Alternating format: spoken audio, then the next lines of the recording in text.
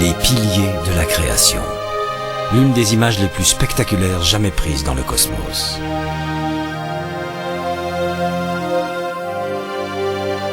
Ils font partie de la nébuleuse de l'Aigle, là où naissent des étoiles.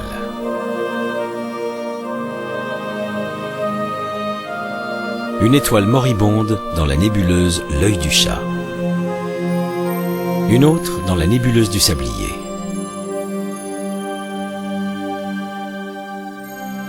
Ce sont les chefs-d'œuvre du télescope spatial Hubble.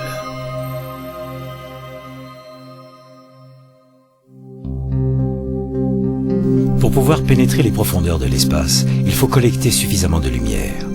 L'œil humain y parvient grâce à sa pupille qui capte la lumière et met l'image au point sur sa rétine située à l'arrière. Mais pour regarder vers le cosmos, seul un télescope est capable de rassembler suffisamment de lumière. Le télescope recueille la lumière grâce à un miroir. Il la réfléchit sur un miroir plus petit, puis sur un troisième et finalement sur le point focal situé sur le côté. Mais les nuages et les poussières de l'atmosphère terrestre brouillent la vision de nos télescopes, même celle des plus puissants.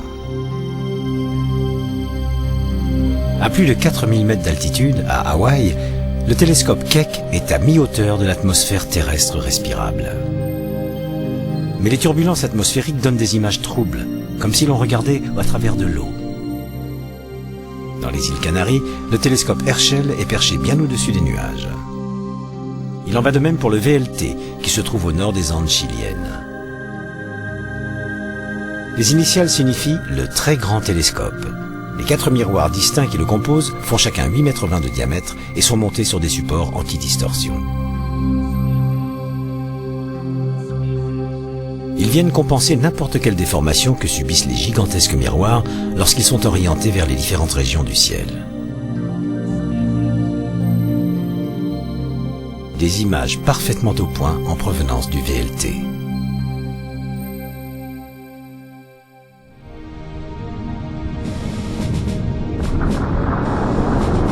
Mais pour une meilleure qualité d'observation, rien ne vaut la clarté de l'espace. 1990, la navette américaine lance le télescope spatial Hubble. Le télescope est déposé dans l'espace par le bras robotisé de la navette. Les astronautes le placent doucement sur une orbite terrestre. Un œil de 2 milliards de dollars à 600 km au-dessus de notre planète. Libéré de l'atmosphère terrestre, Hubble nous offre la vue la plus précise de l'univers. Il doit voir des détails 10 fois plus fins que les télescopes terrestres et être 30 fois plus sensible à la lumière. Cette lumière est focalisée par 2 miroirs, puis elle est analysée par 5 instruments spéciaux placés à l'arrière. Mais il y a un problème. Le centre du grand miroir n'est pas assez creux, ce qui signifie que la lumière arrive en 2 points de convergence au lieu d'un. Les images de Hubble sont floues, même si les corrections apportées par les ordinateurs aident à les rendre plus nettes. De ceci à cela. En dépit de ce problème, c'est un succès. Au centre de 2 jets galactiques, Hubble identifie un trou noir massif. La galaxie d'Andromède. De toute évidence, elle a déjà absorbé une autre galaxie. Hubble y découvre un noyau double. Dans la galaxie du tourbillon, il repère un trou noir potentiel. Et ici, les restes d'une supernova.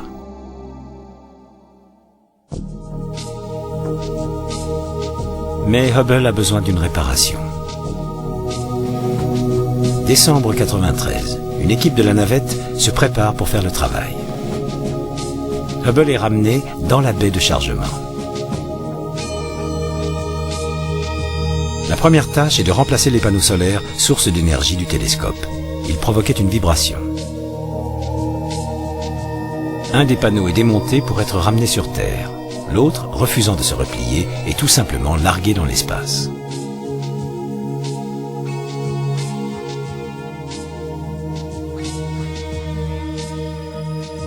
Hubble a été conçu pour être entretenu dans l'espace, mais là, il s'agit d'une véritable reconstruction. Les nouveaux panneaux ressemblent à des stores en rouleur. Ils sont fixés au télescope, puis déployés.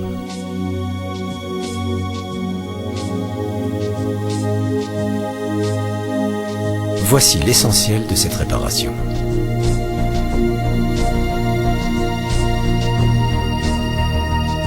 À cheval sur le bras robotisé, ce réparateur cosmique ouvre les portes de la carlingue principale.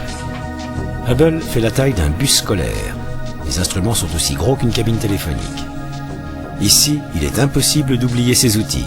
Un kit complet est monté au bout du bras.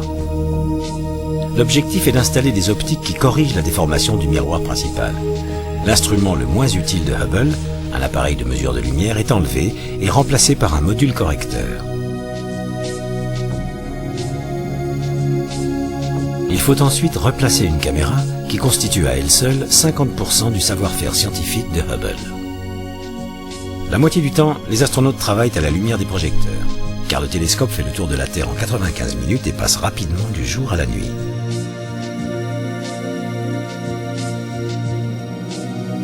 La nouvelle caméra a ses propres optiques correctrices, plus des détecteurs améliorés.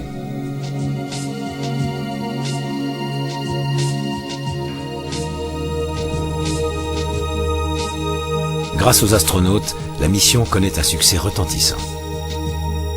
Une erreur d'un cinquantième de l'épaisseur d'un cheveu humain est corrigée. L'acuité visuelle de Hubble est de 10 sur 10.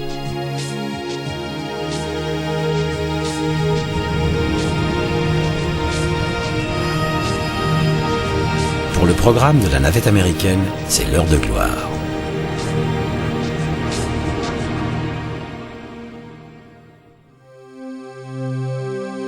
Équipé de ces nouvelles lunettes, Hubble tient toutes ses promesses. Les optiques correctrices fonctionnent à merveille. De minuscules miroirs, pas plus gros qu'un ongle, compensent la déformation du miroir principal. Ils assurent une parfaite mise au point de la lumière qui arrive.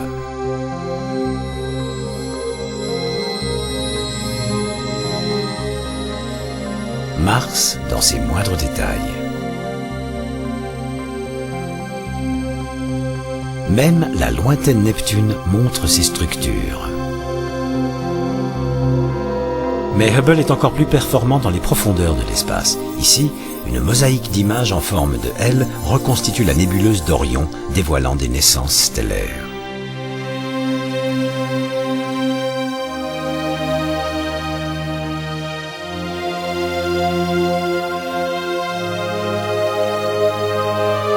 Voici des amas de jeunes étoiles chaudes.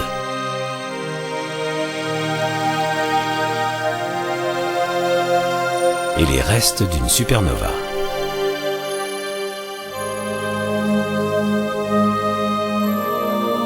La nébuleuse du Lagon vue par Hubble.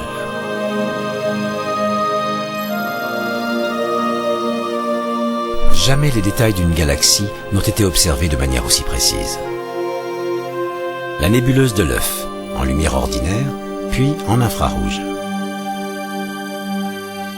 Une galaxie vue par deux instruments différents, du gaz jaillissant du noyau. Regardez la puissance de Hubble tandis qu'il sonde une petite zone du ciel dépourvue d'étoiles ou de galaxies proches.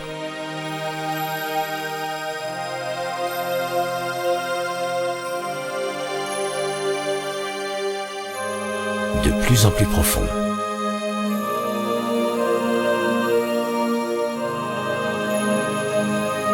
Et pour finir, on découvre certaines des plus lointaines galaxies jamais observées, qui émettent une lumière 4 milliards de fois plus faible que la limite inférieure de la perception visuelle humaine. Hubble nous a déjà dévoilé l'univers comme on ne l'avait jamais vu. Que nous réserve-t-il ?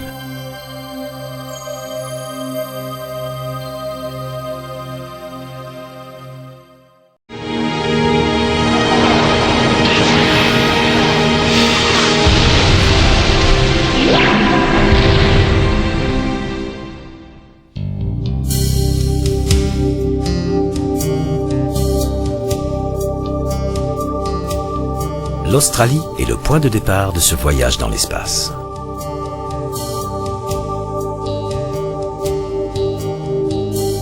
Les voyages sont censés élargir les horizons de l'esprit. Celui-ci a pour but de mesurer l'espace et de nous situer dans un contexte aussi large que possible, l'univers. Nous partons de l'Australie car l'endroit est excellent pour observer nos galaxies les plus proches. 2 mini-galaxies que l'on appelle les nuages de Magellan.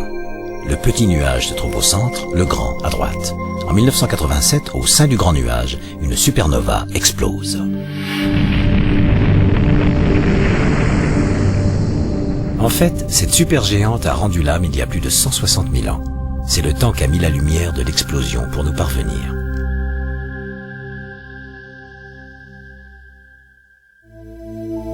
Andromède est la plus proche des grandes galaxies, à plus de 2 millions d'années-lumière. À 10 millions d'années-lumière se trouve la galaxie surnommée Pièce d'argent, une galaxie spirale comme celle d'Andromède et comme la nôtre, la Voie lactée. Voilà probablement ce à quoi nous ressemblons.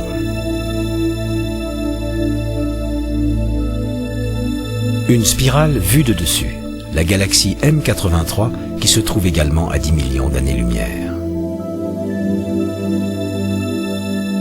Allons maintenant 2 fois plus loin.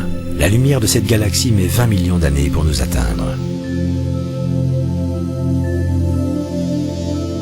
De celle-ci, 35 millions d'années. Et de la magnifique galaxie du Sombrero, 40 millions d'années. Ces distances semblent énormes, mais toutes ces galaxies spirales sont relativement proches de la nôtre. Cette galaxie, Virgo A, est différente. Sa forme elliptique la fait ressembler à un ballon de basket. Elle fait partie d'un amas qui se trouve à plus de 60 millions d'années-lumière. L'amas de la Vierge fait partie d'un super amas englobant un millier de galaxies.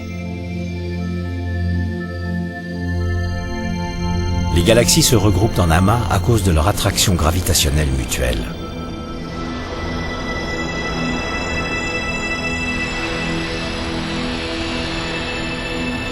Mais comment savons-nous cela? Comment mesurons-nous le cosmos, ou tout simplement la distance qui sépare la Terre de notre centre galactique?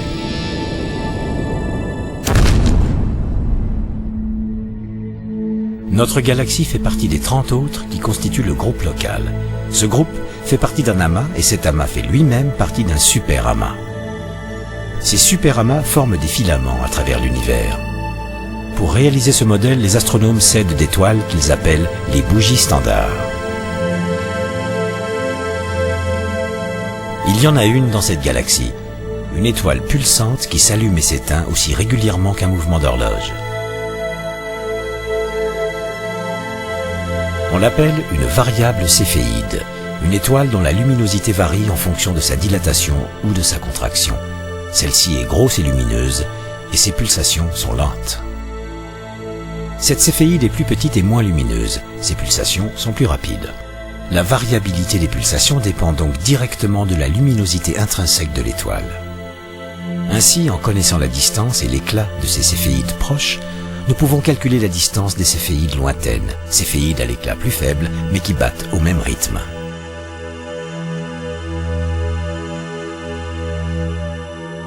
C'est ainsi que l'on a pu déterminer que la galaxie d'Andromède se trouvait à une distance de 2,2 millions d'années-lumière.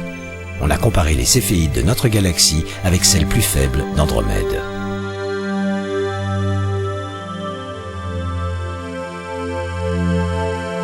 Mais nos télescopes basés au sol ne peuvent détecter que les céphéides se trouvant à environ 15 millions d'années-lumière. Seul le télescope spatial Hubble est assez puissant pour les détecter dans cette galaxie à 55 millions d'années-lumière.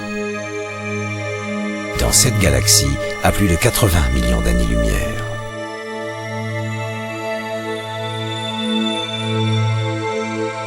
Pour aller plus loin, une autre sorte de bougie standard est nécessaire. Les astronomes l'appellent supernova de type 1. Elle survient au sein d'un système binaire, c'est-à-dire une étoile double. Une naine blanche, étoile arrivant au terme de sa vie, tourne sur elle-même au centre d'un disque d'accrétion. Elle attire la matière gazeuse de sa compagne.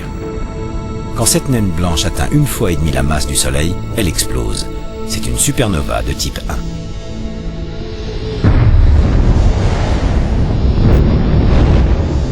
1. L'intensité de l'explosion est toujours la même. C'est notre nouvelle bougie standard de référence. Grâce aux céphéides, nous connaissons la distance de cette galaxie.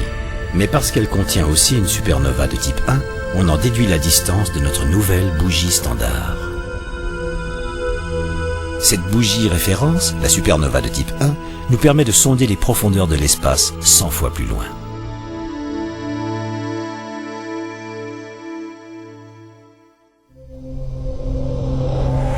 Mais notre voyage vient à peine de commencer. Dans les années 20, l'astronome américain Edwin Hubble découvre que l'univers est en expansion. Les galaxies s'éloignent dans toutes les directions.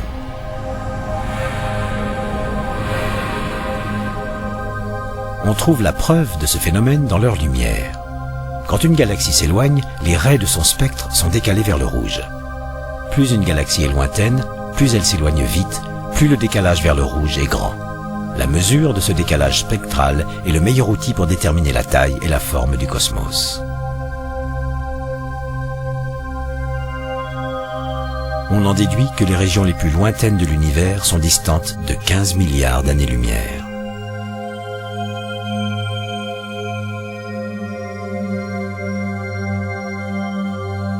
En cartographiant le ciel au début des années 60, les astronomes identifient des sources radio de forte intensité. À travers les télescopes optiques, ces sources ressemblent à de simples étoiles. Or, leur décalage vers le rouge prouve qu'elles sont situées à des milliards d'années-lumière, contrairement aux étoiles. Ce ne sont pas des radiogalaxies ordinaires comme celle-ci, Centaurus A, qui émettent en radio mais dégagent beaucoup moins d'énergie. Ce ne sont pas non plus les galaxies de Seyfert, des sources radio qui ont un noyau très lumineux. Les Seyfert sont 100 fois moins énergétiques que les radiogalaxies et au moins 10 000 fois moins que ces nouvelles sources. Mais toutes les trois puisent leur énergie dans des trous noirs supermassifs, des puits de gravitation voraces. Dans ces nouvelles sources que les radioastronomes ont baptisées quasars, les trous noirs sont gigantesques, dévorant l'équivalent de 600 masses terrestres à la minute.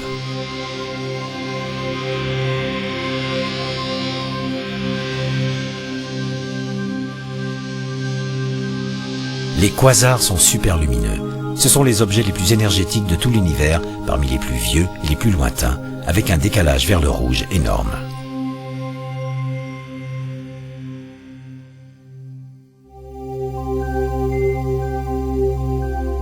L'exploration des profondeurs du cosmos a permis une autre grande découverte, les galaxies en collision.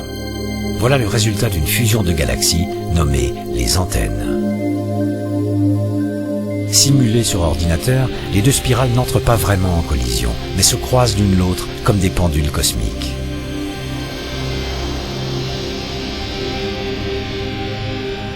L'interaction gravitationnelle leur fait éjecter deux grandes queues, comme les antennes d'un insecte.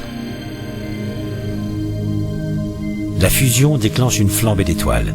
De nouvelles étoiles naissent subitement. Les antennes sont à 63 millions d'années-lumière de la Terre. En leur centre, un feu d'artifice d'étoiles naissantes. Cette collision est en train de leur mettre des bâtons dans les roues.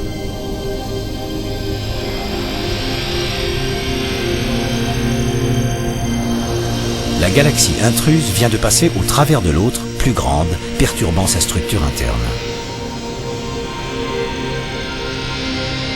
Voici une image réelle de ce phénomène. Nous sommes dans la galaxie de la roue du chariot, mise dans cet état lorsqu'une des petites galaxies que l'on voit à droite l'a traversée. Dans ce type de collision, aucune des deux galaxies ne subsiste vraiment. C'est plutôt une super-galaxie qui se forme. C'est peut-être le sort qui attend notre propre galaxie dans 10 milliards d'années, quand nous entrerons en collision avec Andromède.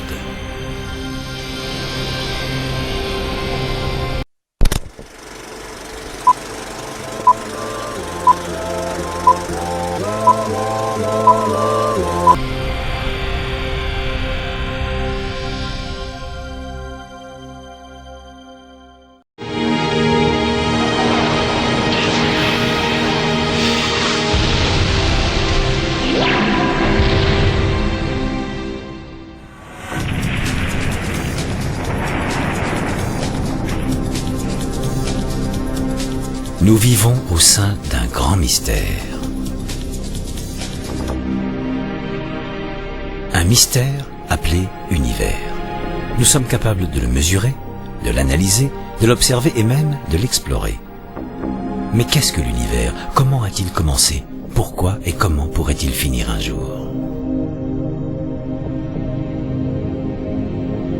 Certains refusent l'idée selon laquelle il serait né dans un Big Bang. Les cosmologistes acceptent pour la plupart cette théorie, mais s'ils peuvent expliquer le comment, ils n'ont aucune idée du pourquoi.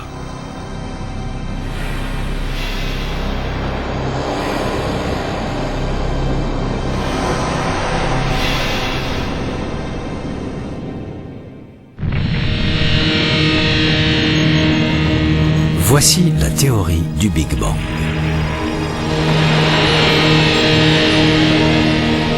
Tout est parti d'une seule explosion cataclysmique. Un grain à peine plus gros qu'un atome et extrêmement chaud a engendré la matière, l'espace et le temps.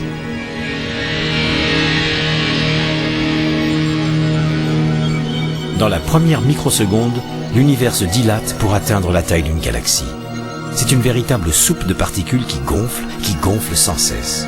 Elle est si brûlante que l'énergie engendre spontanément la matière et l'antimatière. Elles s'anéantissent mutuellement, puis tout recommence. La matière ne l'emporte sur l'antimatière que d'1 milliardième. La matière finit par dominer notre univers, protons, neutrons, électrons. L'univers est maintenant âgé d'1 seconde. Il est opaque, on ne peut rien voir. Mais les physiciens ont réussi à le décrire. Dans ce tourbillon en expansion bouillonnent des particules subatomiques. Les atomes sont sur le point de se former. 3 minutes après le Big Bang, les premiers éléments chimiques sont créés. Hydrogène, hélium et un soupçon de lithium. Le cosmos reste plongé dans le brouillard pendant 300 000 ans. Mais à mesure qu'il se dilate, les températures diminuent. Notre univers devient alors transparent. Pour la première fois, la lumière et autres rayonnements peuvent se propager dans l'espace.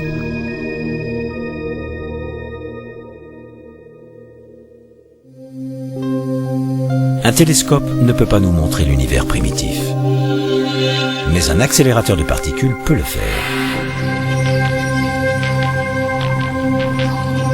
C'est un broyeur d'atomes.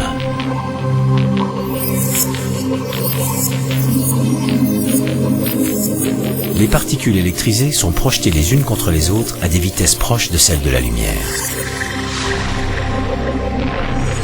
Pendant une infime seconde, nous avons reconstitué l'univers primitif.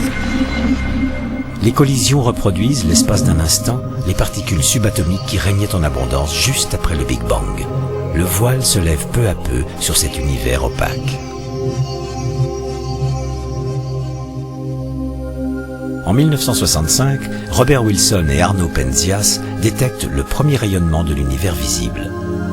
Le cornet qui se trouve derrière eux capture un rayonnement micro-ondes provenant de toutes les directions. C'est un écho du Big Bang refroidi à moins 270 degrés Celsius.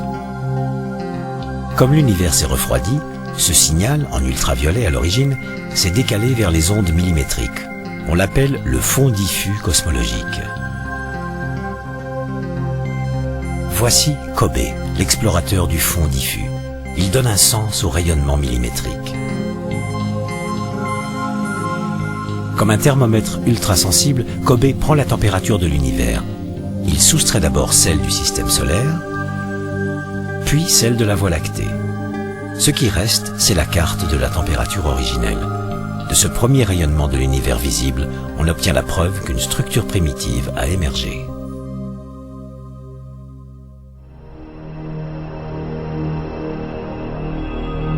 Cette structure met 1 milliard d'années pour se développer. Tout restant en expansion, les galaxies forment des amas, les amas des filaments, et les vides qui les séparent deviennent de plus en plus grands.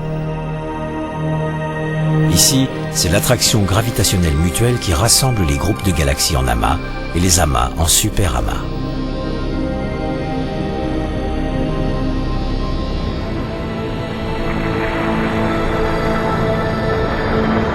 La façon dont les galaxies se forment reste une énigme.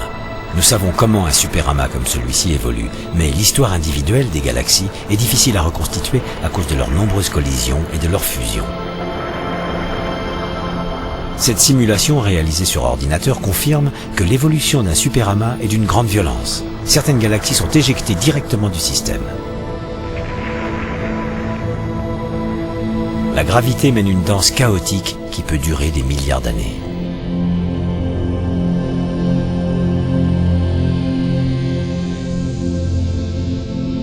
Les jeunes galaxies de l'univers primitif paraissent petites et irrégulières, sûrement le produit des fusions répétées entre de petits groupes d'étoiles. Ces bébés galaxies n'ont que très peu de ressemblance avec une galaxie spirale arrivée à maturité, comme celle-ci.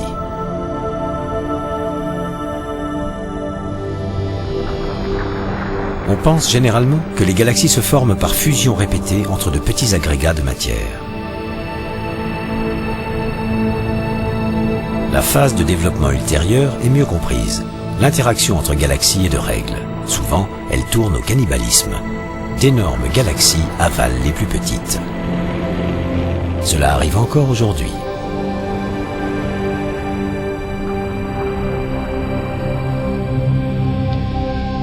Mais où en sommes-nous? Quel est l'âge de l'univers? Si l'univers se dilate relativement lentement, on en déduit que le Big Bang a commencé il y a environ 15 milliards d'années. S'il se dilate rapidement, alors l'univers est plus jeune, entre 10 et 13 milliards d'années.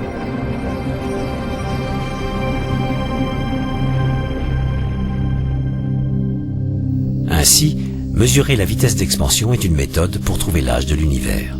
Une autre méthode consiste à regarder les étoiles qui se trouvent en dehors du plan de notre galaxie. Ces étoiles se regroupent en amas, on en compte jusqu'à 1 million. On les appelle les amas globulaires. Ils contiennent les plus anciennes étoiles de l'univers. En analysant leur lumière, on a supposé au départ que ces étoiles étaient âgées de 15 milliards d'années, mais les résultats de la première méthode de datation donnent à l'univers un âge de 11 milliards d'années. Or, ces étoiles ne peuvent être plus âgées que l'univers lui-même.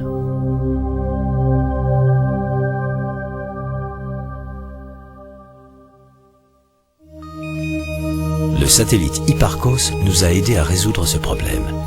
Sa mission consiste à mesurer la distance de milliers d'étoiles avec une précision sans précédent.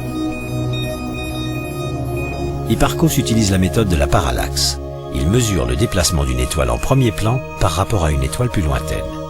Il le fait depuis deux positions diamétralement opposées de la Terre sur son orbite autour du Soleil. La précision d'Hipparcos est telle qu'elle peut mesurer une balle de golf posée au sommet de l'Empire State Building depuis l'autre côté de la planète. Hipparcos prouve que certaines étoiles sont 10% plus éloignées que ce que l'on pensait, donnant alors à l'univers un âge compris entre 13 et 15 milliards d'années. Hipparcos révèle que les amas globulaires sont eux aussi plus éloignés que prévu, prouvant que les étoiles qui les composent sont plus jeunes, âgées de 12 à 13 milliards d'années. Or, plus l'univers est vieux, plus il se dilate lentement.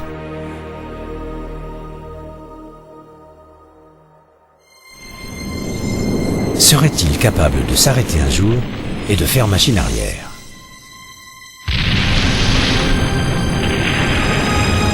Peut-être, mais une théorie suggère que l'expansion de l'univers va se poursuivre éternellement, comme un feu d'artifice sans fin où l'univers finira par se disperser, désertique et glacé.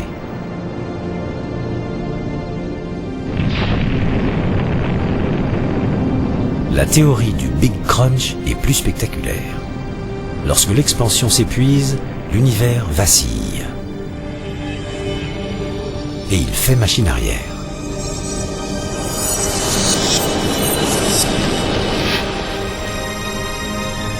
Cela ne pourrait arriver que s'il y avait suffisamment de matière dans l'univers, car la matière engendre la gravité et seule la gravité peut orchestrer un tel écrasement final.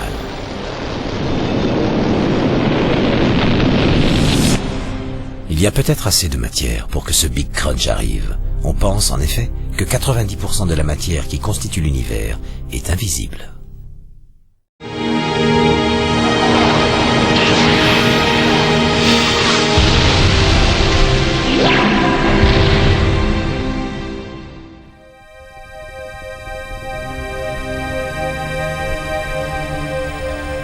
Personne n'a jamais vu de trou noir, car rien, pas même la lumière, ne peut s'échapper d'un pareil champ gravitationnel. Tout comme les trous noirs, 90% de la matière dans l'univers est invisible. Les astronomes l'appellent la matière sombre. Cette masse cachée n'est détectable en aucune longueur d'onde, ni en rayons gamma, ni en ondes radio. Avec les 9/10 du tableau cosmique ainsi caché, nos théories sur l'univers pourraient se révéler complètement fausses. La matière sombre pourrait être principalement responsable du développement et de la structure de l'univers. Le problème est que la presque totalité de cette structure échappe à notre perception visuelle. Tout ce que nous savons, c'est que le cosmos est fait de monstres voraces et invisibles.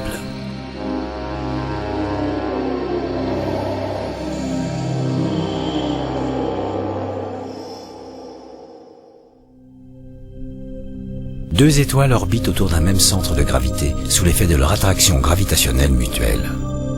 Nous ne voyons pas la gravité, mais nous en constatons les effets.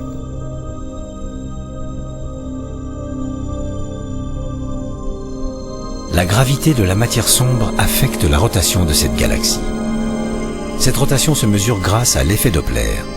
Les résultats montrent que les parties les plus éloignées de la galaxie tournent beaucoup plus vite que sa matière visible ne le justifie. C'est à cause de la matière sombre. Probablement un halo caché de matière pouvant être 10 fois plus massif que la matière visible et qui accélère la rotation galactique.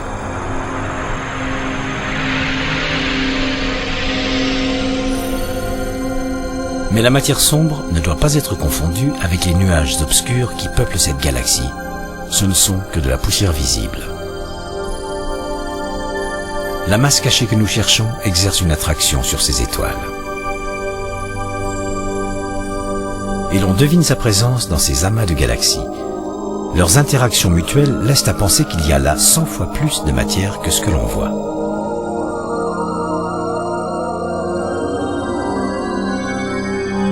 Mais qu'est-ce que la matière sombre?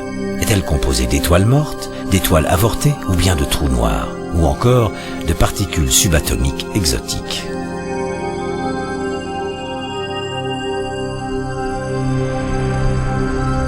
Voici la partie visible du cosmos que nous connaissons. La nature de la matière sombre et la manière dont elle façonne l'univers restent deux des plus grands mystères de la cosmologie.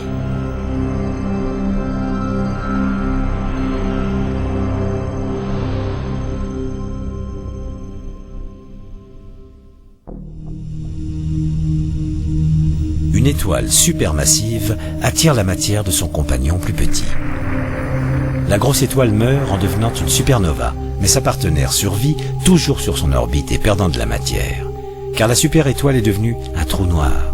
Si l'on pouvait voir l'univers, nous verrions l'étoile rescapée graviter autour d'un espace vide. C'est cet indice qui permet aux astronomes de détecter les trous noirs.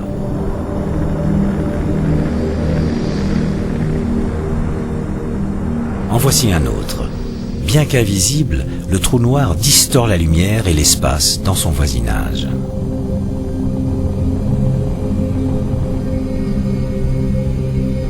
Si vous l'approchez d'un peu trop près, vous serez transformé en spaghetti.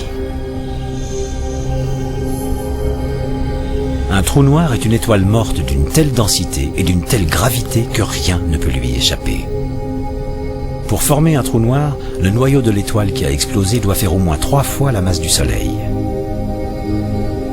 Imaginez une seconde que la Terre soit un trou noir. La masse de notre planète est alors comprimée pour ne plus faire que 8 mm. Elle est si dense que la lumière ne peut pas s'échapper, et rien ne va plus vite que la lumière.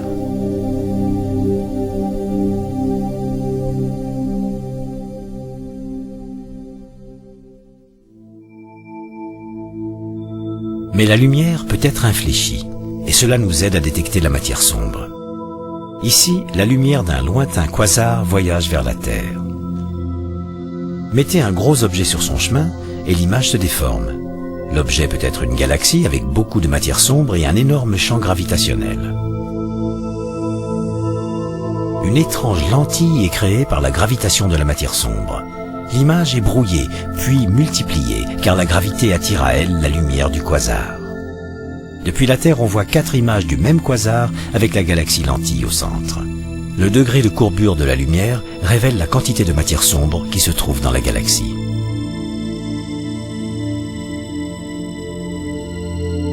Quand la lentille gravitationnelle est moins symétrique, elle déforme davantage les images. Les arcs bleutés sont des galaxies très lointaines, distordues par l'amas de galaxies au premier plan. Mais le principe reste le même. La lentille gravitationnelle permet à nos scientifiques de peser la matière sombre.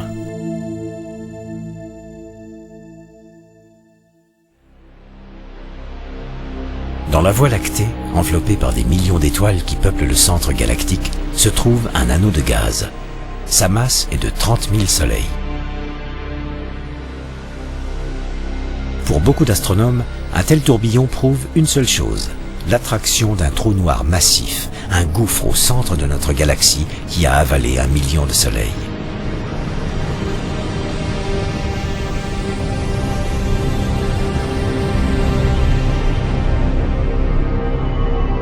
On pense que les collisions galactiques sont à l'origine des trous noirs supermassifs. Telles des danseuses célestes, deux galaxies fusionnent.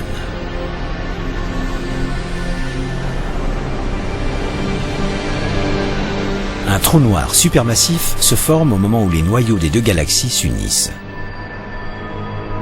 Voici Centaurus A, le mariage de deux galaxies. Une blanche en forme de ballon de basket et une autre sombre que l'on voit de profil. Au cœur de ces deux galaxies, un trou noir supermassif, 1000 fois plus massif que celui de notre Voie lactée.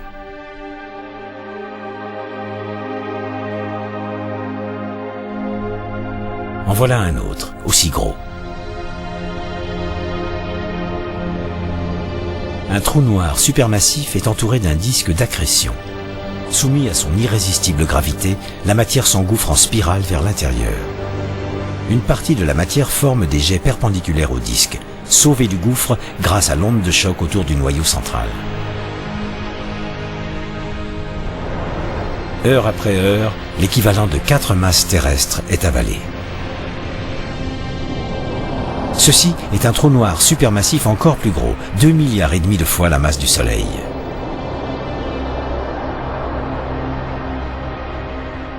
Il est au centre de la galaxie Virgo A.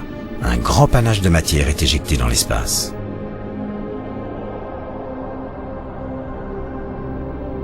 Voici Virgo A à travers le télescope spatial Hubble. Le jet y est visible dans sa totalité. Le même vu à partir d'un télescope terrestre.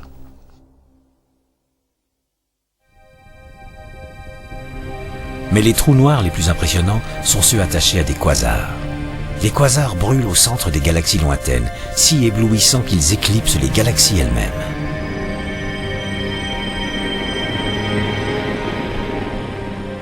Les quasars tirent leur énergie de la présence de trous noirs supermassifs qui consument l'équivalent de 600 terres à l'heure. Voici des images prises par Hubble. Les quasars sont parmi les plus lumineux et les plus puissants objets de l'univers.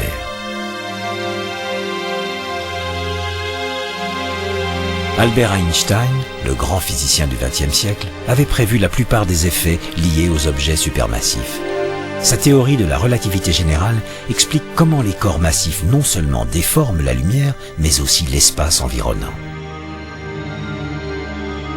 Notre univers vibre sous les tensions gravitationnelles engendrées par les objets supermassifs. Le trou noir crée les plus fortes distorsions de l'espace. Il déforme tellement l'espace et la lumière que nous n'avons aucune idée de ce qui se passe à l'intérieur. Il pourrait y avoir des sortes de portes reliées à d'autres parties du cosmos, ou même, pourquoi pas, à un autre univers.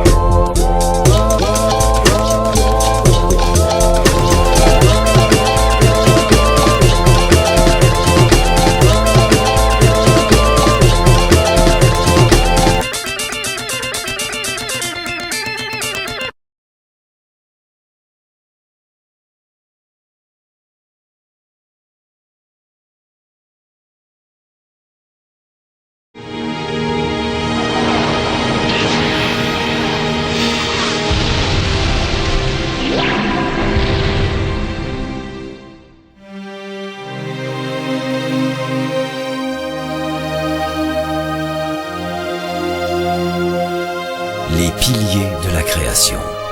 L'une des images les plus spectaculaires jamais prises dans le cosmos.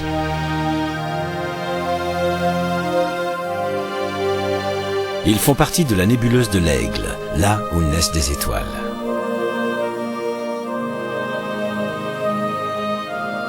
Une étoile moribonde dans la nébuleuse l'Œil du Chat. Une autre dans la nébuleuse du Sablier.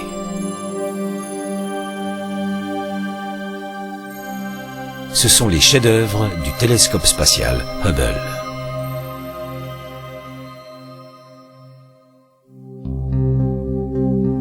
Pour pouvoir pénétrer les profondeurs de l'espace, il faut collecter suffisamment de lumière. L'œil humain y parvient grâce à sa pupille qui capte la lumière et met l'image au point sur sa rétine située à l'arrière. Mais pour regarder vers le cosmos, seul un télescope est capable de rassembler suffisamment de lumière. Le télescope recueille la lumière grâce à un miroir. Il la réfléchit sur un miroir plus petit, puis sur un troisième et finalement sur le point focal situé sur le côté. Mais les nuages et les poussières de l'atmosphère terrestre brouillent la vision de nos télescopes, même celle des plus puissants. À plus de 4000 mètres d'altitude, à Hawaï, le télescope Keck est à mi-hauteur de l'atmosphère terrestre respirable. Mais les turbulences atmosphériques donnent des images troubles, comme si l'on regardait à travers de l'eau. Dans les îles Canaries, le télescope Herschel est perché bien au-dessus des nuages. Il en va de même pour le VLT, qui se trouve au nord des Andes chiliennes. Les initiales signifient le très grand télescope. Les 4 miroirs distincts qui le composent font chacun 8,20 m de diamètre et sont montés sur des supports anti-distorsion. Ils viennent compenser n'importe quelle déformation que subissent les gigantesques miroirs lorsqu'ils sont orientés vers les différentes régions du ciel. Des images parfaitement au point en provenance du VLT.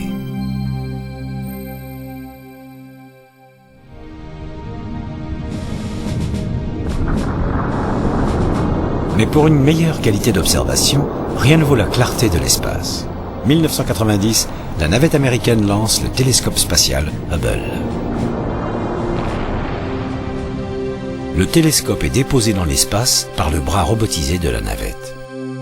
Les astronautes le placent doucement sur une orbite terrestre. Un œil de 2 milliards de dollars à 600 km au-dessus de notre planète. Libéré de l'atmosphère terrestre, Hubble nous offre la vue la plus précise de l'univers. Il doit voir des détails 10 fois plus fins que les télescopes terrestres et être 30 fois plus sensible à la lumière. Cette lumière est focalisée par 2 miroirs, puis elle est analysée par 5 instruments spéciaux placés à l'arrière. Mais il y a un problème. Le centre du grand miroir n'est pas assez creux, ce qui signifie que la lumière arrive en 2 points de convergence au lieu d'un. Les images de Hubble sont floues, même si les corrections apportées par les ordinateurs aident à les rendre plus nettes. De ceci à cela. En dépit de ce problème, c'est un succès. Au centre de 2 jets galactiques, Hubble identifie un trou noir massif. La galaxie d'Andromède. De toute évidence, elle a déjà absorbé une autre galaxie. Hubble y découvre un noyau double. Dans la galaxie du tourbillon, il repère un trou noir potentiel. Et ici, les restes d'une supernova.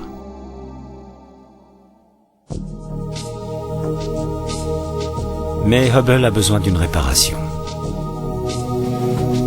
Décembre 93. Une équipe de la navette se prépare pour faire le travail. Hubble est ramené dans la baie de chargement. La première tâche est de remplacer les panneaux solaires, source d'énergie du télescope. Ils provoquaient une vibration. Un des panneaux est démonté pour être ramené sur Terre. L'autre, refusant de se replier, est tout simplement largué dans l'espace.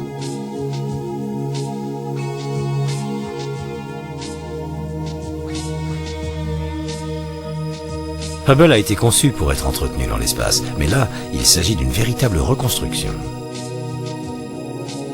Les nouveaux panneaux ressemblent à des stores en rouleur. Ils sont fixés au télescope, puis déployés.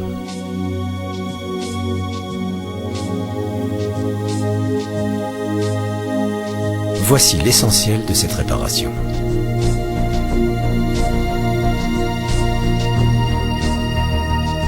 À cheval sur le bras robotisé, ce réparateur cosmique ouvre les portes de la carlingue principale. Hubble fait la taille d'un bus scolaire. Les instruments sont aussi gros qu'une cabine téléphonique. Ici, il est impossible d'oublier ses outils. Un kit complet est monté au bout du bras. L'objectif est d'installer des optiques qui corrigent la déformation du miroir principal. L'instrument le moins utile de Hubble, un appareil de mesure de lumière, est enlevé et remplacé par un module correcteur. Il faut ensuite replacer une caméra qui constitue à elle seule 50% du savoir-faire scientifique de Hubble. La moitié du temps, les astronautes travaillent à la lumière des projecteurs, car le télescope fait le tour de la Terre en 95 minutes et passe rapidement du jour à la nuit.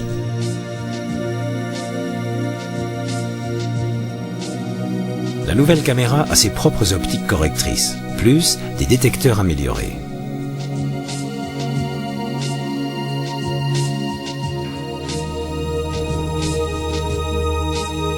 Grâce aux astronautes, la mission connaît un succès retentissant.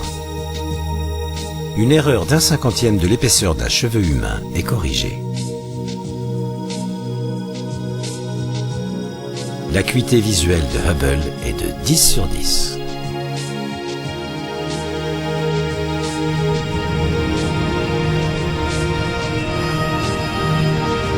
Pour le programme de la navette américaine, c'est l'heure de gloire.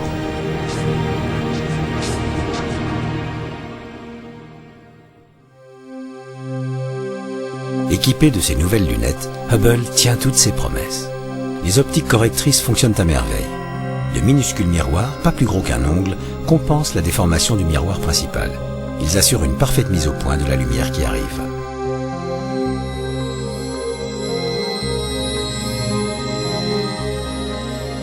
Mars dans ses moindres détails. Même la lointaine Neptune montre ses structures. Mais Hubble est encore plus performant dans les profondeurs de l'espace. Ici, une mosaïque d'images en forme de L reconstitue la nébuleuse d'Orion, dévoilant des naissances stellaires.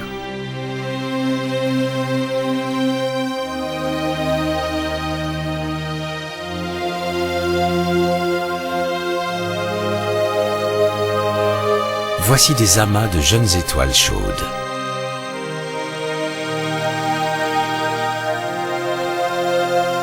Et les restes d'une supernova.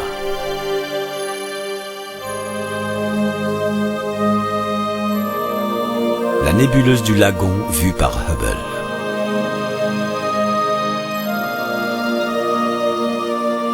Jamais les détails d'une galaxie n'ont été observés de manière aussi précise.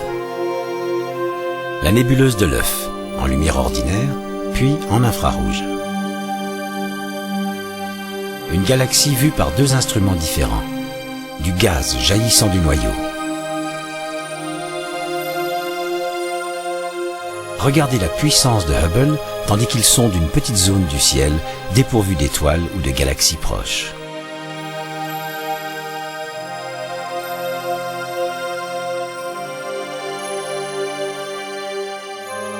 De plus en plus profond.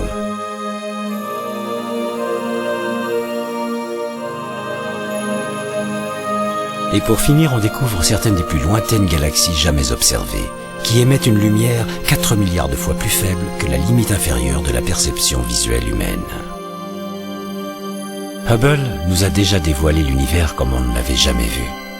Que nous réserve-t-il ?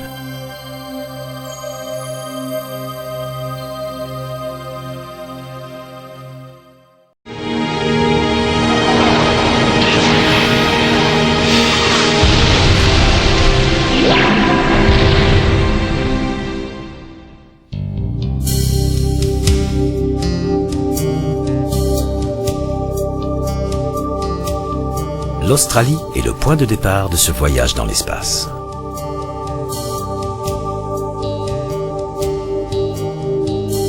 Les voyages sont censés élargir les horizons de l'esprit.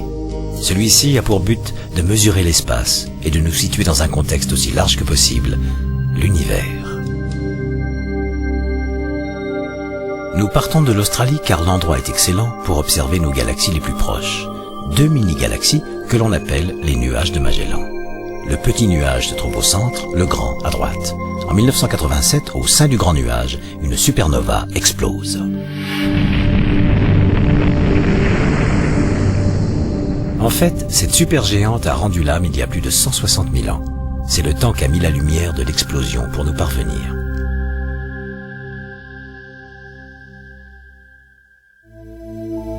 Andromède est la plus proche des grandes galaxies, à plus de 2 millions d'années-lumière. À 10 millions d'années-lumière se trouve la galaxie surnommée Pièce d'argent, une galaxie spirale comme celle d'Andromède et comme la nôtre, la Voie lactée. Voilà probablement ce à quoi nous ressemblons.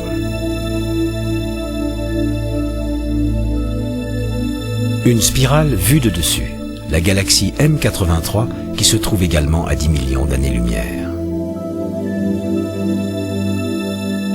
Allons maintenant 2 fois plus loin. La lumière de cette galaxie met 20 millions d'années pour nous atteindre.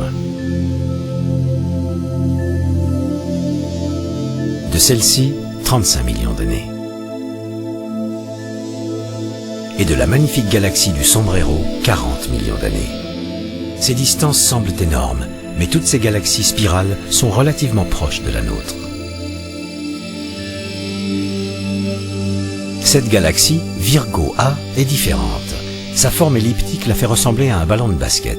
Elle fait partie d'un amas qui se trouve à plus de 60 millions d'années-lumière. L'amas de la Vierge fait partie d'un super amas englobant un millier de galaxies. Les galaxies se regroupent en amas à cause de leur attraction gravitationnelle mutuelle.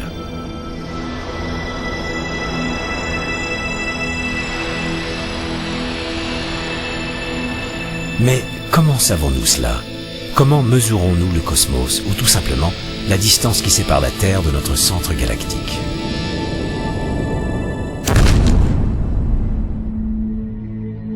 Notre galaxie fait partie des 30 autres qui constituent le groupe local. Ce groupe fait partie d'un amas et cet amas fait lui-même partie d'un super amas. Ces super amas forment des filaments à travers l'univers. Pour réaliser ce modèle, les astronomes s'aident d'étoiles qu'ils appellent les bougies standards. Il y en a une dans cette galaxie, une étoile pulsante qui s'allume et s'éteint aussi régulièrement qu'un mouvement d'horloge.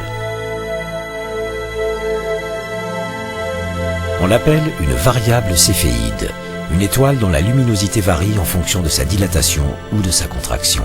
Celle-ci est grosse et lumineuse, et ses pulsations sont lentes. Cette céphéide est plus petite et moins lumineuse, ses pulsations sont plus rapides. La variabilité des pulsations dépend donc directement de la luminosité intrinsèque de l'étoile.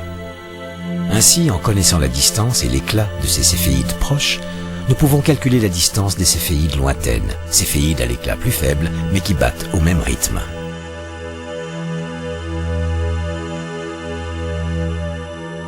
C'est ainsi que l'on a pu déterminer que la galaxie d'Andromède se trouvait à une distance de 2,2 millions d'années-lumière. On a comparé les céphéides de notre galaxie avec celles plus faibles d'Andromède.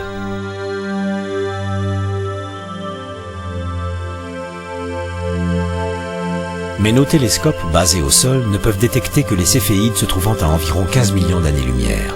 Seul le télescope spatial Hubble est assez puissant pour les détecter dans cette galaxie à 55 millions d'années-lumière. Dans cette galaxie, à plus de 80 millions d'années-lumière.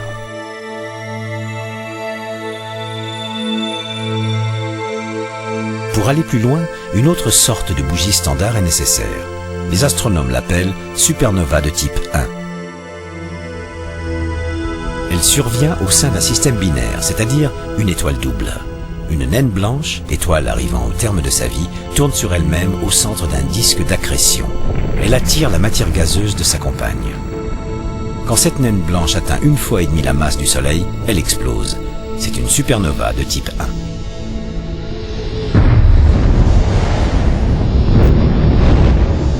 1. L'intensité de l'explosion est toujours la même. C'est notre nouvelle bougie standard de référence. Grâce aux céphéides, nous connaissons la distance de cette galaxie. Mais parce qu'elle contient aussi une supernova de type 1, on en déduit la distance de notre nouvelle bougie standard. Cette bougie référence, la supernova de type 1, nous permet de sonder les profondeurs de l'espace 100 fois plus loin.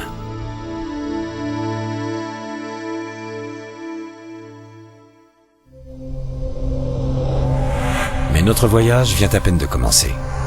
Dans les années 20, l'astronome américain Edwin Hubble découvre que l'univers est en expansion. Les galaxies s'éloignent dans toutes les directions.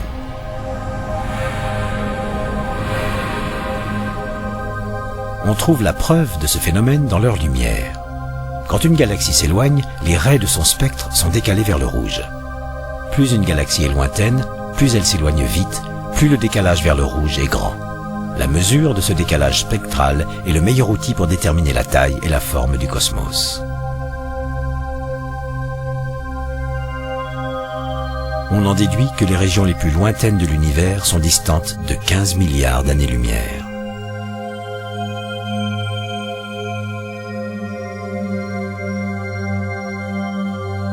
En cartographiant le ciel au début des années 60, les astronomes identifient des sources radio de forte intensité.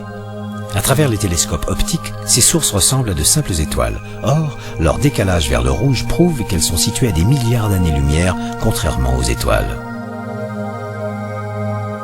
Ce ne sont pas des radiogalaxies ordinaires comme celle-ci, Centaurus A, qui émettent en radio mais dégagent beaucoup moins d'énergie.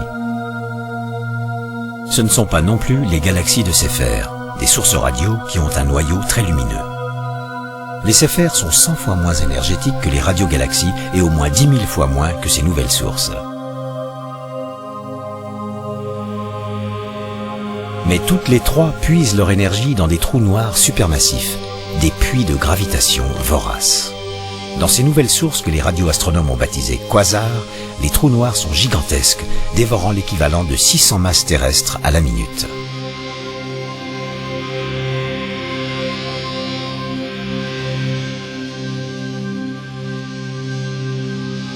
Les quasars sont super lumineux. Ce sont les objets les plus énergétiques de tout l'univers, parmi les plus vieux et les plus lointains, avec un décalage vers le rouge énorme.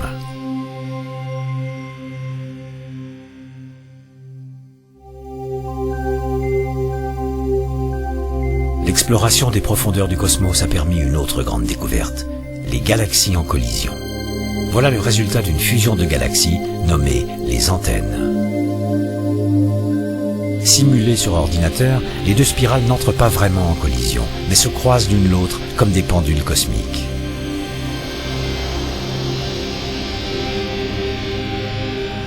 L'interaction gravitationnelle leur fait éjecter deux grandes queues, comme les antennes d'un insecte. La fusion déclenche une flambée d'étoiles. De nouvelles étoiles naissent subitement.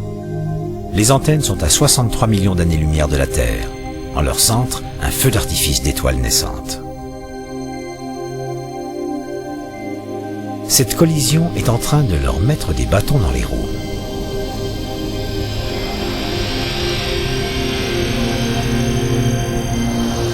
La galaxie intruse vient de passer au travers de l'autre, plus grande, perturbant sa structure interne.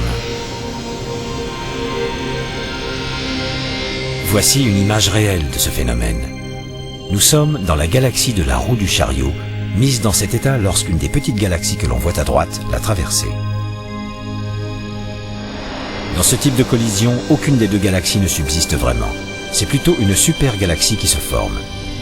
C'est peut-être le sort qui attend notre propre galaxie dans 10 milliards d'années, quand nous entrerons en collision avec Andromède.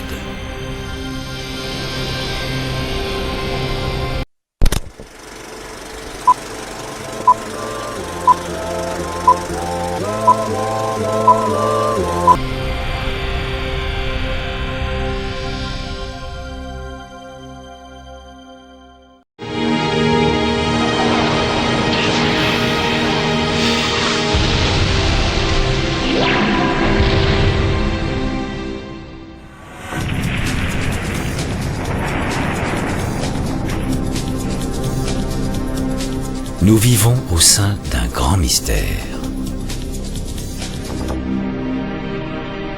Un mystère appelé univers. Nous sommes capables de le mesurer, de l'analyser, de l'observer et même de l'explorer.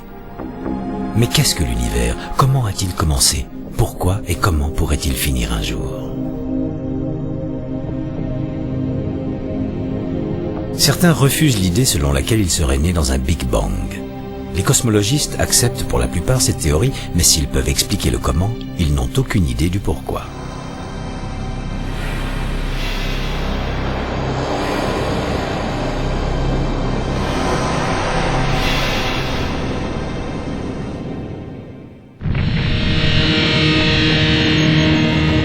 Voici la théorie du Big Bang.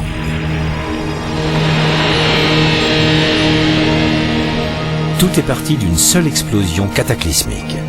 Un grain à peine plus gros qu'un atome et extrêmement chaud a engendré la matière, l'espace et le temps.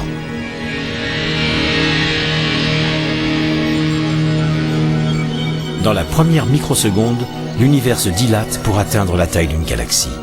C'est une véritable soupe de particules qui gonfle sans cesse. Elle est si brûlante que l'énergie engendre spontanément la matière et l'antimatière. Elles s'anéantissent mutuellement, puis tout recommence. La matière ne l'emporte sur l'antimatière que d'1 milliardième. La matière finit par dominer notre univers, protons, neutrons, électrons. L'univers est maintenant âgé d'1 seconde. Il est opaque, on ne peut rien voir. Mais les physiciens ont réussi à le décrire. Dans ce tourbillon en expansion bouillonnent des particules subatomiques. Les atomes sont sur le point de se former. 3 minutes après le Big Bang, les premiers éléments chimiques sont créés. Hydrogène, hélium et un soupçon de lithium. Le cosmos reste plongé dans le brouillard pendant 300 000 ans.